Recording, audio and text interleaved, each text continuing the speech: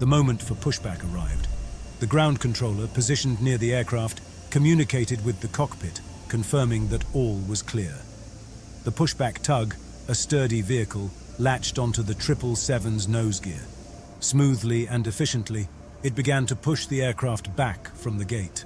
The operation was a familiar one, performed countless times, yet the precision and coordination between the ground crew and the pilots never ceased to be a ballet of technical expertise.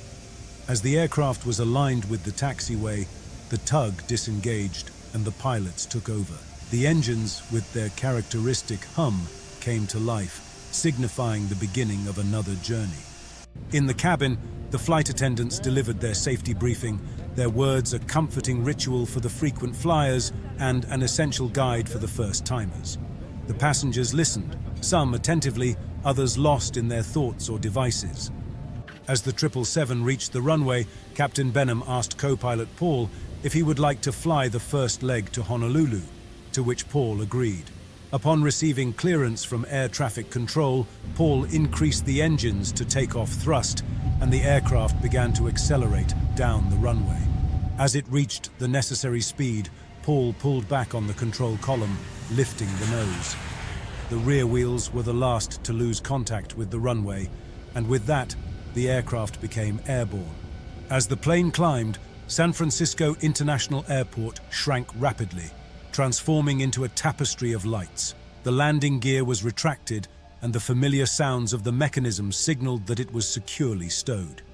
After the Boeing 777 ascended into the sky, the flight proceeded smoothly. The aircraft reached its cruising altitude, entering a phase of the journey where the two Pratt Whitney engines hummed steadily, and the skies remained clear.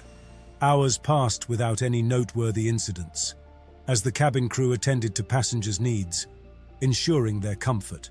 As the plane flew steadily over the Pacific Ocean, a calm and repetitive feeling took over, with passengers blissfully unaware of the dramatic events that would soon unfold. Several hours into the flight, the pilots established communication with Honolulu control frequency for a standard check-in. During this interaction, they obtained updated weather information from the aircraft's onboard computer system. The data indicated overcast skies at a height of 1,000 feet and a visibility range of 10 miles. Additionally, the temperature was reported to be around 70 degrees Fahrenheit. Captain Benham conducted a descent checklist and briefly left the cockpit to visit the bathroom. Shortly after his return, a massive explosion suddenly and violently jolted the aircraft.